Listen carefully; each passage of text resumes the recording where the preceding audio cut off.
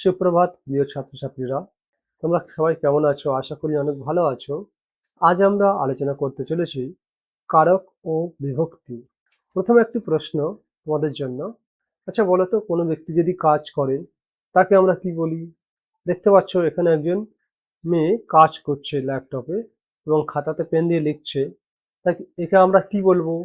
আচ্ছা, তোমরা ঠিকই ধরেছো, একে আমরা বলি কর্তা। অর্থাৎ কোনো ব্যক্তি যদি কাজ করে তাকে আমরা কি বলি? কর্তা। তো আজ আমাদের আলোচ্য বিষয় হলো কারক। সংস্কৃতে কারক কাকে বলে? কারকের লক্ষণ প্রসঙ্গে বলা হয়েছে ক্রিয়ান্বয়ী কারকম, অর্থাৎ ক্রিয়ার সঙ্গে বাক্যের অন্যান্য পদের যে অন্বয় বা সম্পর্ক থাকে তাকে কারক বলি আমরা। বাক্যে ক্রিয়ার সঙ্গে অন্যান্য পদের সম্পর্ক ৬ প্রকার হতে পারে। উদাহরণের সাহায্যে আমরা দেখে নেব। এখানে দেখতে পাচ্ছেন নৃপঃ তৃতীয়ক্ষেত্রে কৌশাৎ সহস্তেন দরিদ্রায় ধনং যচ্ছতি। এখানে ছবিটা খেয়াল করো, একজন রাজা তার কাছে যে ধনসম্পদ আছে সেখান থেকে কিছু ধনসম্পদ একজন দরিদ্র ব্যক্তিকে দিচ্ছে। কোথায়? একটা তীর্থক্ষেত্রে, অর্থাৎ যেখানে পুণ্যভূমি পুণ্যস্থানে সেখানে। এখানে আমরা দেখব যে বাক্যে যচ্ছতি এই ক্রিয়াপদকে ৬ রকম ভাবে প্রশ্ন করা যায় এবং ৬টি আলাদা আলাদা পদের সম্মুখীন আমরা হব বা উত্তর হিসেবে তাদেরকে পাবো। প্রথমে আমরা প্রশ্ন করব কহ যচ্ছতি মানে কে দান করছে। কহ যচ্ছতি কে দান করছে। নৃপঃ যচ্ছতি অর্থাৎ রাজা দান করছে। কিং যচ্ছতি ধনম যচ্ছতি। কেন যচ্ছতি সহস্তেন যচ্ছতি। কস্मै যচ্ছতি দরিদ্রায়। কুতঃ যচ্ছতি কৌশাৎ। কুত্র যচ্ছতি তীর্থক্ষেত্রে। তো এইভাবে আমরা প্রশ্নের মাধ্যমে বাক্য থেকে ৬ ধরনের পদ আমরা পাই। তাহলে এখন জেনে নেব কারক কয় প্রকার ও কি কি। বাক্যস্থিত পদের সঙ্গে ৬ প্রকার সম্পর্ক যে থাকে প্রশ্নের ধরন অনুযায়ী, অর্থাৎ প্রশ্নের ধরন অনুযায়ী বাক্যস্থিত পদের সঙ্গে যে ৬ প্রকার সম্পর্ক থাকে ক্রিয়াপদের, সেই সম্পর্কগুলোকে প্রত্যেকটা সম্পর্ককে এক একটি কারক বলা হয়। সেগুলো কি কি? কর্তৃকারক, কর্মকারক, করণকারক, সম্প্রদান কারক, অপাদান কারক এবং অধিকরণ কারক। এখানে আরেকটা বিষয় জানা উচিত আমাদের, কারক ছাড়াও অকারক পদ দুটি আছে, মানে তারা কারক নয় কিন্তু বাক্যে পদ হিসেবে ব্যবহার হয়। সেগুলো কি কি? একটা হলো সম্বোধন পদ, দ্বিতীয় হলো সম্বন্ধ পদ। এখন এই উদাহরণের সাহায্যে আমরা দেখে নেব কিভাবে সম্বোধন এবং সম্বন্ধ পদ অকারক পদ হচ্ছে। বাক্য আছে রাম বারাণস্যাঃ নৃপঃ তীর্থক্ষেত্রে কৌশাৎ সহস্তেন দরিদ্রায় ধনং গচ্ছতি। তা রামকে সম্বোধন করে, রামকে উদ্দেশ্য করে বলছে, ও হে রাম। এখানে ক্রিয়া হলো যচ্ছতি। যচ্ছতির সঙ্গে রামের কোনো সাক্ষাৎ সম্বন্ধ নেই, কারণ রামটা হলো সম্বোধন পদ, অর্থাৎ দান ক্রিয়াটা রাম করছে না, কে করছে? বারাণস্যাঃ নৃপঃ, বারাণসী রাজা। তাহলে রামটা হলো এখানে সম্বোধন পদ। এর সঙ্গে ক্রিয়ার কোনো মুখ্য বা গৌণ সম্বন্ধ নেই, তাই একে বলা হয় সম্বোধন পদ। তো ক্রিয়ার সঙ্গে সম্বন্ধ না থাকার জন্য এটা হলো অকারক পদ। কারণ কারক কি? কারক হলো ক্রিয়ার সঙ্গে অন্যান্য পদের সম্পর্ক।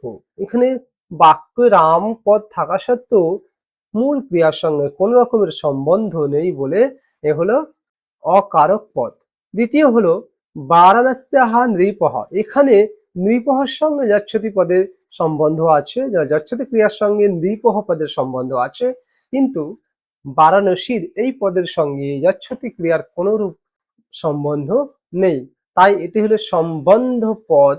সম্বন্ধ মানে কার সঙ্গে সম্বন্ধ আছে? বারাণস্যাঃ নৃপহের সঙ্গে সম্বন্ধ আছে। আবার নৃপহ যচ্ছতি ক্রিয়ার সঙ্গে সম্বন্ধ আছে, তাই বারাণস্যাঃ এই পদটি হলো কোনো কারক নয়, একে আমরা সম্বন্ধ পদ বলবো। তাহলে এইটি হলো একটি অকারক পদ। আশা করি বোঝা গেছে। এখন দেখে নেব কর্তৃকারক। কর্তৃকারকের প্রথম সূত্র হলো স্বতন্ত্রঃ কর্তা। কর্তা যখন নিজে স্বতন্ত্রভাবে কোনো কাজ সম্পন্ন করে তখন তাকে আমরা বলি স্বতন্ত্র কর্তা। স্বতন্ত্র কর্তা সূত্রানুসারে কর্তৃকারক হয়। উদাহরণ, বালকঃ চন্দ্রং পশ্যতি। বালকটি নিজে নিজে চাঁদ দেখছে, তাই এটি হলো, এখানে বালক হলো স্বতন্ত্র কর্তা। গৌহ শব্দায়তে, গরু নিজে নিজে ডাকছে, তাই গরু হলো এখানে স্বতন্ত্র কর্তা। শিশু ক্রীড়তি, শিশু নিজে নিজে খেলছে, তাই শিশু হলো এখানে কর্তা। দ্বিতীয় সূত্র হলো তৎ প্রযোজক হেতুশ্চ। কর্তা দু ধরনের, একটা হলো প্রযোজক কর্তা এবং দ্বিতীয় প্রযোজ্য কর্তা। প্রযোজক কর্তা যিনি কোনো ব্যক্তিকে নিজের কাজ নিজে না করে অন্য কোনো ব্যক্তিকে সেই কাজ করতে প্রবৃত্ত করেন বা সেই কাজের জন্য আদেশ করেন তাকে বলা হয় প্রযোজক কর্তা। আদেশিত হয়ে যে ব্যক্তি সেই কাজটি প্রবৃত্ত হয় সেই কাজে, সেই ব্যক্তিকে বলা হয় প্রযোজ্য কর্তা। অর্থাৎ কোনো কাজ কোনো ব্যক্তি নিজে না করে অন্যের দ্বারা করালে সেই ব্যক্তি নিজে হয় প্রযোজক কর্তা, এবং যে সেই কাজটা করে সরাসরি তাকে বলা হয় প্রযোজ্য কর্তা। প্রযোজক কর্তায় এখানে কি হয়, প্রথমা বিভক্তি, প্রযোজক কর্তাও একজন কর্তা, অর্থাৎ এখানেও কর্তৃকারক হয়। সূত্র হলো তৎপ্রযোজক হেতুস্য। প্রযোজক কর্তার নিজন্ত ধাতু প্রয়োগে কর্তৃকারক অনুসারে প্রথমা বিভক্তি এবং প্রযোজ্য কর্তায় তৃতীয়া বিভক্তি হয়। আর বাক্য দেখলে আমরা বুঝতে পারবো। এখানে দেখতে পাচ্ছ প্রভু ভৃত্যেন কার্যং কারয়তি। এই প্রভু এখানে ছবি দেখো, এই প্রভু এখানে আছেন, তিনি ভৃত্যকে অর্থাৎ চাকরকে কাজ করাচ্ছে। প্রভু নিজে কিন্তু কাজটা করছে না, ভৃত্যের দ্বারা কাজ করাচ্ছে। তাই এখানে প্রভু নিজে হলো প্রযোজক কর্তা এবং ভৃত্য হলো প্রযোজ্য কর্তা। একইভাবে যজ্ঞদত্ত দেবদত্তেন ওদনং পাচয়তি। যজ্ঞদত্ত নিজে ওদন বা ভাত রান্না করছে না, এখানে দেবদত্ত এখানে দাঁড়িয়ে আছে, যজ্ঞদত্তকে বলছে তুমি রান্না করো। তাহলে এখানে দেবদত্ত হল যজ্ঞদত্ত হলো প্রযোজক কর্তা এবং দেবদত্ত হলো প্রযোজ্য কর্তা। এরপরে চলে যাব বিভক্তি। বিভক্তি কাকে বলে? সংখ্যা কারকাদি বোধয়িত্রী বিভক্তি, অর্থাৎ যে সমস্ত পদ বা প্রাতিপদিকের দ্বারা কোনো সংখ্যা কারক সম্বন্ধ প্রভৃতি বোঝায় বা বোধ জন্মায় তাকে আমরা বিভক্তি বলি। বিভক্তি সাতটি, প্রথমা থেকে সপ্তমী পর্যন্ত সাতটি বিভক্তি আছে। সম্বোধন বোঝাতে প্রথমা বিভক্তি এবং সম্বন্ধ বোঝাতে ষষ্ঠী বিভক্তি ব্যবহৃত হয়।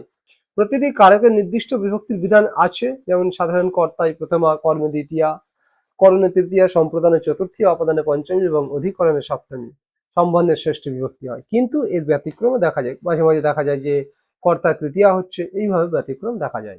প্রথমা বিভক্তি। প্রথমা বিভক্তির প্রথম সূত্র হলো প্রাতিপদিকার্থ লিঙ্গ পরিমাণ বচনমাত্র প্রথমা।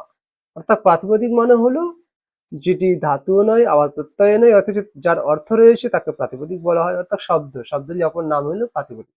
প্রাতিপদিক প্রাতিপদিকের অর্থে লিঙ্গ পরিমাণ বচন মাত্রে প্রথমা বিভক্তি হয়। প্রাতিপদিকের অর্থে হলো কৃষ্ণহা শ্রী জ্ঞানম। লিঙ্গ মাত্রাধিক্যে, এখানে মাত্রাধিক্যে যুক্ত হবে, কারণ একটা শব্দের সংস্কৃতে একটা শব্দের তিনটে লিঙ্গে ব্যবহার হয়। যেমন তটাহা শব্দটা, তটাহা তটি তটম, তট মানে নদীর ধার, নদীর তট। তটাহা তটি তটম, এই একই শব্দ পুংলিঙ্গে তটাহা, স্ত্রীলিঙ্গে তটি আর নৃপলিঙ্গে তটম, এইভাবে ব্যবহার হয়। তাই এখানে লিঙ্গ মাত্রাধিক্যে প্রথমা বিভক্তি হয় এই সূত্র অনুসারে। পরিমাণ মাত্রা দ্রোণবৃহি, অর্থাৎ এখানে এক দ্রোণবৃহি, এখানে একটা পরিমাণ বোঝাচ্ছে। কি রকম? এক দ্রোণ, দ্রোণ মানে বালতি, এক দ্রোণ মানে অর্থাৎ 32 ওজনের ধানকে আমরা দ্রোণবৃহি বলি। বৃহি মানে ধান।